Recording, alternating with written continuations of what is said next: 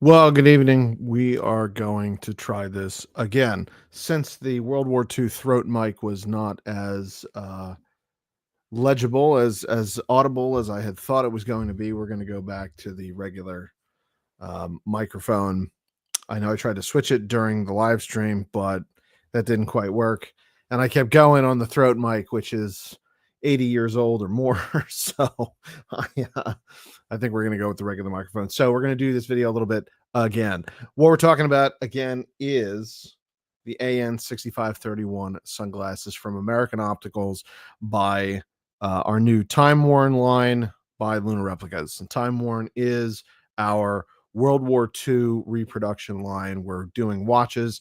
It's a pre-existing brand. My friend Cameron Jones and a few folks, Todd and Tyler and some of the other guys with Timeworn, have spent a few years on this. We're kind of in the same vein, so we decided to join forces. They're doing the World War II version of what we're doing for NASA and historic racing. So hi, Jay. Hopefully you can hear me this time. Can you hear me? Give me a thumbs up. Say hi. Yes, no, maybe.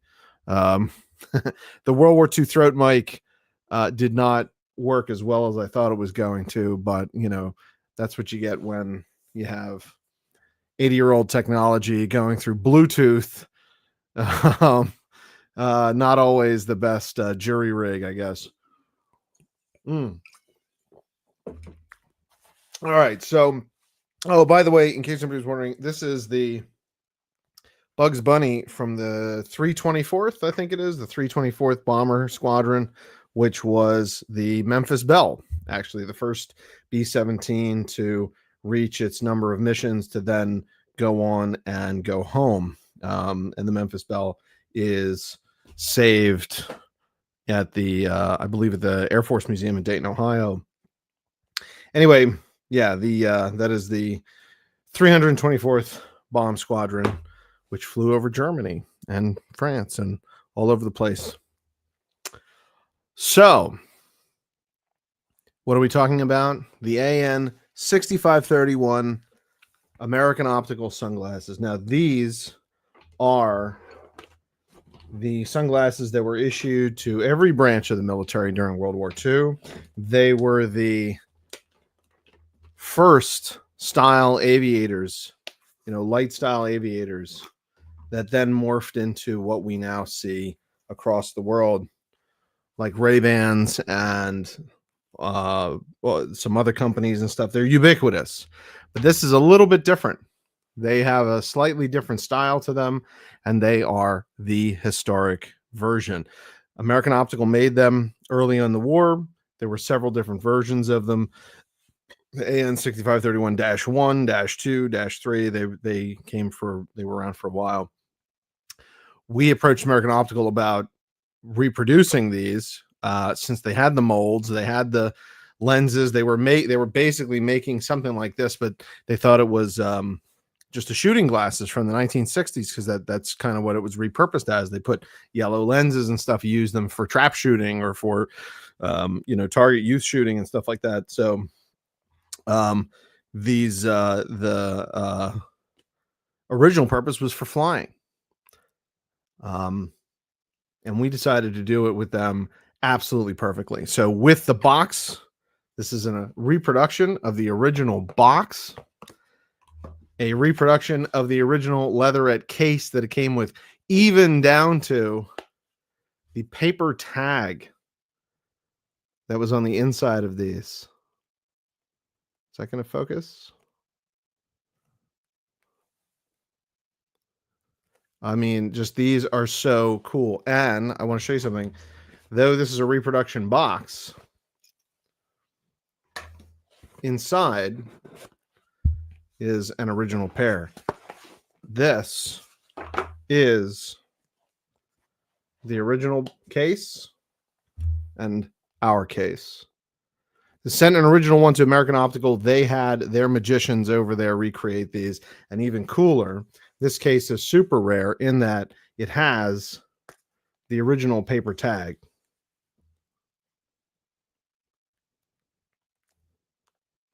Surprised the stuff's not focusing right now. This all worked, but you couldn't hear my sound earlier.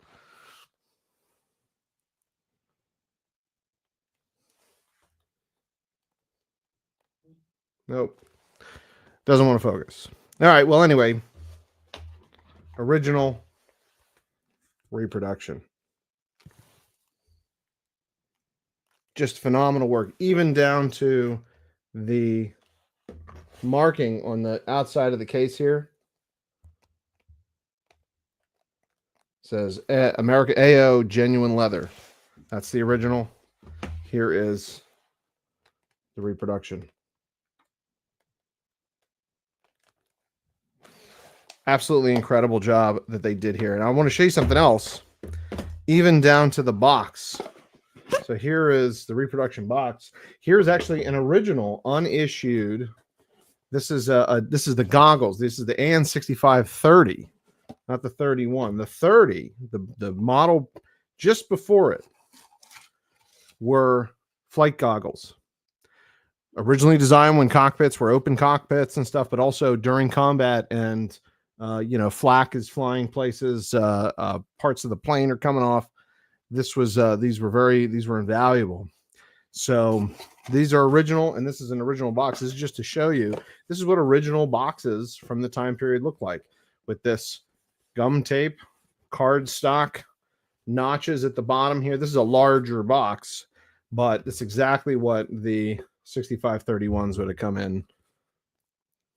So we recreated the box with American Optical. One added feature that we did add, something sort of an homage to the aviation branches, is the silk. The silk scarf would have had the roundel of the U.S. Army Air Forces on it. So your microfiber cloth comes with the roundel of the World War II Army Air Forces. And that comes nicely in the box. This is the full kit. This is what you get. Here, and the glasses. So it's just so cool that we were able to do this, bring these back from the past. The only real difference between these and the original ones is that the lenses are a little bit darker, actually significantly darker. They are still green. So this is an original pair. They're green lenses, but they're kind of light. Sunglasses are a little bit lighter. These are just a hair darker. They are still green. They also have anti-reflective coating on the inside. You can see that sort of greenish blue tint there. That's the AR coating. That's to prevent glare on your face. You can see through these a little bit better. Also, just some of the things have just been unweathered. This is the brow bar and the nose pads, and in fact, the comfort tip. So on the edge here, a lot of the originals are missing. This one is missing here. They would have had a rubber piece. Some of them have yellowed. A lot of them have cracked off cracked and fallen off. This is what makes it comfortable to wear around your ears, and they are adjustable. So actually, if it doesn't quite fit around your ear as it comes out, you can bend this. This is I know it's springy steel. Don't feel afraid to bend this. Also, don't feel afraid to bend the temples if it's a little too tight on your face, or if it's a little too loose, you can tighten them in. Same thing with the temples. So, what's the other difference?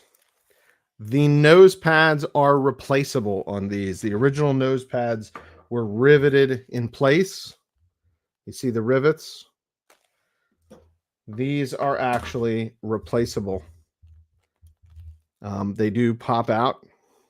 These are pretty tight in here. I don't want to mess it up, but they do pop out. Don't be shy about it. They will come out. I just don't feel like popping these ones out because I have them nicely adjusted for my nose. Also, another thing you can adjust, you can bend the arms for the nose pads here and adjust it to your nose so that it's comfortable when it's fit against your face.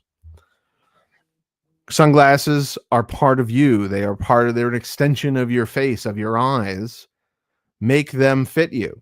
And because they're metal frames, you can do that. With acetate and plastic frames, you can too, but you have to heat them up. You have to heat them up the right way, not too hot, not too, not an open flame, so there's metal frames have a really neat benefit to them. And these look just so cool. They're available online, lunarreplicas.com or timewornwatches.com. Look on the sales page there. It goes right back to Lunar Replicas on the World War II collection. World War II collection also has or will have historic watches. We're going to be recreating stuff like the A11. This is the historic watch that was worn by the Army. There's a lot of pilots, a lot of Army personnel. Come on. No focus. All right. Doesn't want to focus for me today. I do want to show you something really cool. We did this incredible photo shoot at the B25 Panchito. And just to show you something, this is an original photo from 1942 of F.W. Hunter. He was a lieutenant in the Army Air Forces. He was the test pilot at one of the test pilots at Douglas Aircraft. And just this iconic photo in color. This is not colorized. This is an original photo in color. And two of these pictures were taken coincidentally on Kodachrome reversal film. So these were like slide negatives or slide positives, not negatives. So the color is beautiful. But if you notice, just his whole get up here, an A4 flight suit, an early war parachute, S1 parachute, throat mic, everything, and AN6531 sunglasses. So he's wearing this, the iconic picture of these sunglasses. Well, we decided, wouldn't it be amazing if we could recreate those photos, and decided to do them with a local museum. And the local museum that was available and opened their doors to us was B-25 Panchito. B-25 Panchito is a World War II B-25 Mitchell bomber that is still flying and maintained by a volunteer crew of the Delaware Aviation Museum. They go to air shows. You can book a ride on this plane, and it is 100% worth it. It's a gorgeously restored B-25. It honors the history of the Doolittle Raiders and the whole, medium light bomber core of the U.S. Air Force, U.S. Army Air Force. And then, the post-war history of B-25s. B-25s were used for other things as well, such as firefighting. They were converted to be fire bombers. The bomb bay doors were replaced with a water tank. The video that we took in Detroit at the B-25 Sandbar Mitchell restoration is actually, Sandbar Mitchell is one serial number off from Panchito. It was literally built on the same line, one down the line from Panchito. So they are the same exact plane practically. Of course, Panchito is still flying. The Sandbar Mitchell is being restored right now. We'll actually be there this coming weekend. But so this photo shoot was absolutely incredible. We tried to recreate exactly what F.W. Hunter was wearing. This is my friend Tyler Lowe, who has a striking resemblance to him and was so proud to do this. He actually flew up from Florida just for this past week to do this photo shoot at Panchito. And we think it turned out really well. Timeworn by Lunar Replicas. Couldn't be more proud of our team here, of Cameron and Todd, Tyler and Tyler, the folks at American Optical who made this happen over the past year and a half. Chris and Carolyn and Jess, some of the other folks that are over there. A few folks have moved on since then. It was really nice working with them as well. Things happening over a year and a half. But this was just such a great project to do, and the photos really were the icing on the cake here. Even down to the restored, everything here is either original or an exact recreation. This is a restored original pilot wings that were either a sweetheart or a pilot would have worn on their wrist, similar to what Lieutenant Hunter was wearing in the original photo. So this is the full photo shoot. We may or may not use all these pictures publicly, but thought it'd be cool to show them here, especially thanking the crew of Panchito. And Josh DeJong at the Rigger Depot, who makes these amazing parachute harnesses and is just a font of information about the Army Air Corps and the history of safety equipment and bailout equipment, stuff like that. And he even made the ear cups, the foam ear cups that are so usually missing from these old headsets. So just the most amazing project to be a part of. And there's more to come. There's going to be so much more on the Timeworn brand. Look out for our watches that we're coming back out with. There's a couple of other projects that we're looking to do with World War II equipment to honor that history and to bring it back, to something that's usable every day. These sunglasses are usable every day. The watches will be usable every day.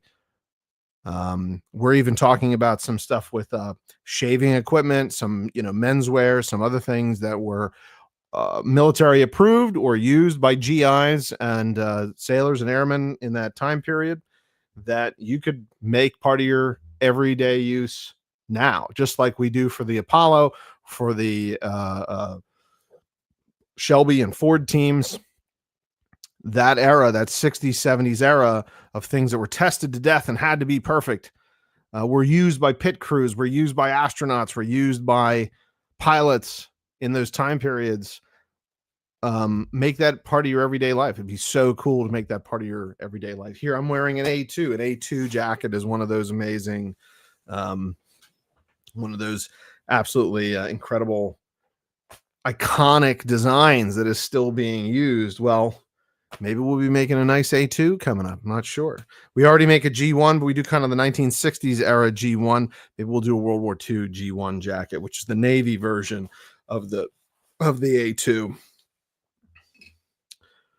So if you have any suggestions or any comments, if you've gotten a pair of our AN6531 glasses and want to leave a review, please do so. We'd love to see a picture of you wearing them. More so if you're on some adventure, if you're flying, if you're taking a trip, if you're playing ball with your kids or something like that, please post a picture. We'd love to see them in use. That's the whole purpose, is to bring this stuff back and use it, make it part of your everyday life. I know I do that. I'm sort of the walking spokesman for this company. Obviously, it's my company, and I believe in it. I'm the first customer, and so is everybody else on this team. They are the first customer. We do this because we love it, and we use this stuff every day. I've been wearing these glasses, the sunglasses. I usually wear the NASA, the Apollo style sunglasses. I've been wearing these for the past week or two since I finally got the first set of these. Oh, wow. How'd that happen? What, we have like a nuclear attack or something? Damn. All right. So nice to see everybody. I hope you all have a nice week. We will be doing some videos from Detroit this coming weekend because we'll be at the Sandbar Mitchell. There is a fundraiser there this weekend. Check it out. It's warbirdsofglory.org. You can check out the fundraiser and the big event that's happening there this weekend. Catherine Weiler, the daughter of William Wyler, the director of The Memphis Belle, Best Years of Our Lives, Roman Holiday. I mean, he is an Academy Award-winning legendary director. His daughter was a part of that life, and she went on to work in film herself, actually, as a producer. And in the late 80s, early 90s, she created the Memphis Belle story, the movie, the dramatic version of the story of the Memphis Belle, which is a cult classic. It's a great film that has a lot of real flying B-17s in it. It's just a fun movie. Sean Astin is in it. What's his name? Well, go check it out. Memphis Belle. We're going to be screening the film at the museum. Catherine Weiler is going to sit there and talk to it. Actually, she's going to give a presentation while the movie is going. So kind of a live presentation of that, and just speaking about the importance of her father's work and her work, keeping the history of the Army Air Force alive from that time period. Also, Sandbar Mitchell, Warbirds of Glory, that project is done entirely by high school kids. It's a test bed for, or it's a learning lab and test bed for some new technologies, reproduction technologies and 3D printing and stuff, to teach kids a trade of being A&P mechanics, airframe and power plant mechanics. These kids go on to work for companies and airlines and the military. And they started by restoring to flying condition a B-25 Mitchell. And I just think that's an amazing program. And I'm supporting that. I've been supporting that for the last 2 years since I met them at an air show. This will be the second time I've gone out there, and I've helped put this event together. So check it out. We'll have some of these glasses will be there on auction they'll be donated, and then you can bid on them for the fundraiser. So just a great event that we're going to, and it's just kind of timely doing all this World War II stuff, and it is the anniversary of these things. Is the 80th anniversary of the end of World War II. So a very important year. My family was on obviously the American side of World War II, but also escaping from fascism in Europe, came here, and then storming the beaches in Normandy, quite literally. So thanks, everybody. We'll be doing some more of this. Come check out the website. Check out lunarreplicas.com, timewornwatches.com, and also Warbirds of Glory. We'll be picking this back up on Saturday, and we'll have some cool stuff for you then. And keep an eye out for some more World War II stuff coming in. Also, if you have any suggestions, as always, reach out, info@lunarreplicas.com. What is the squadron? Oh, yes. So yes, this is the 324th Bomb Squadron. This was the unit that, and this is a hand-painted leather version of it. It is Bugs Bunny, which is apropos. I had worked at Warner Brothers at one point in time, and Bugs Bunny is kind of my, I feel like the personality of Bugs Bunny is something that I embody a little bit, which is to say swarmy smartass. Yeah, the 324th Bomber Squadron, which was the B-17 Memphis Belle, something that Memphis Belle has always been something that attracted me to the war effort. The aviation crowd sees that as was the shining example. The plane that had the first completed 25 missions and they could go home. Of course, we found from Catch 22 and that whole story that B-25s, while B-17s might have had the 25 missions, B-25s did not. It kept getting extended, and in that case of Catch 22, I think it was winding up 55 and 60 missions and stuff. I mean, it really was. They kept going. And it was a tough slog. The patch for 8Z, the one of the B-25s that's incorporated in the Warbirds of Glory restoration, Sandbar Mitchell, that has an incredible. That squadron patch is really, really neat, and I'm trying to see if this artist that did this guy's a Vietnam veteran, hand artist that paints these by hand. He has possibly agreed to making a few of them for Sandbar Mitchell as well, which was a really, really neat patch. It's like an angel, I think, riding a torpedo. So it's a really cool. It's a really cool mission patch. So we'll have one of these A2s made up in that with that patch on it. Jesse, I see you mentioned B-29 Doc. Doc will actually be at the Reading Air Show the first weekend in June. We are going to be there, hopefully with a booth. We'll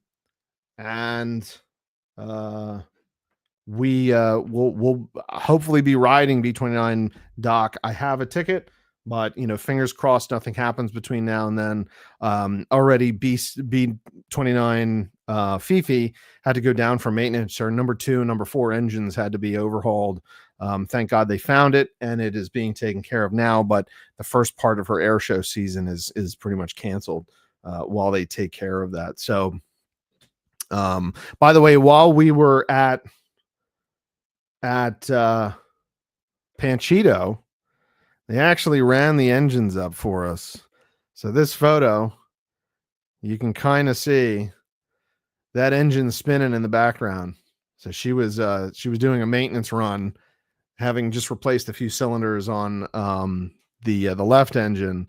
They did a full run up of both engines while we were standing there. We're not as close as it looks, by the way. This is done with a long lens, and B25s are pretty big. So we're Tyler's standing a lot farther away than it looks, but that is with the engine running in the background on the tarmac here at on the ramp rather at the Delaware Aviation Museum. Yeah, Jesse, I'm taking a ride in B29 Doc. I think that'd be really cool. I'm going to film it. I'm going to try and get some 360 footage and stuff as well. But that's we really want to keep them flying. It's important to keep the engineering and the skill of flying these planes is an art form. Everything's manual. Everything is skill based. B25 Panchito is actually running pilot programs now where you can go get check rides or training and check rides and stuff get checked out on a B25. That's something that I am going to do once I'm, my license is completed and I get some more hours under my belt. I'm going to start learning how to fly these old warbirds to try and keep it alive. Yeah. So Andrew mentioned B-17s Mediterranean also had a 50 mission count, and that his grandfather rode B-17s the Mediterranean with the 15th Air Force. These guys, I mean, they knew even by 42, 43, they knew that there was like a 50% chance you weren't coming back. Some of those missions were really bad. If you watch Masters of the Air, there was one particular mission in the B-17s where 18 planes went out and 1 came back, or there were days where 100 planes went out and 20 of them came back. Like there were some real daytime precision bombing was very, very dangerous, incredibly dangerous. The Doolittle Raiders, who were the ones that flew B-25s off of the USS Hornet. And B-25 wasn't designed to fly off of an aircraft carrier, but they made them do it anyway. Most famously, they replaced the rear guns with broomsticks. They painted the broomsticks and put them out because they couldn't spare the weight. So, yeah, they knew they weren't coming back. I mean, they were going to have to land in China. And there was a possibility that half of them wouldn't be coming home. A few of them wound up in internment camps or in POW camps, and some had to ditch. And the Panchito organization has been very deeply involved with the Doolittle Raiders. As a matter of fact, Larry, the founder and owner of Panchito, original owner of Panchito for the last 30 years or so, has Jimmy Doolittle's watch that he wore on the raid and for most of the rest of his life. This Lindbergh hour angle watch that was designed to help you tell where you are if all the equipment went down. Designed by Longines, by the way.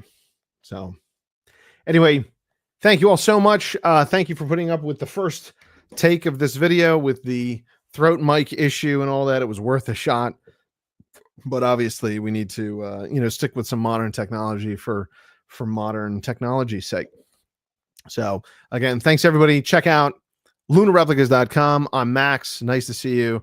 And to introduce our first product in the joint Timeworn by Lunar Replicas brand. Thank you so much. Have a great evening and see you soon.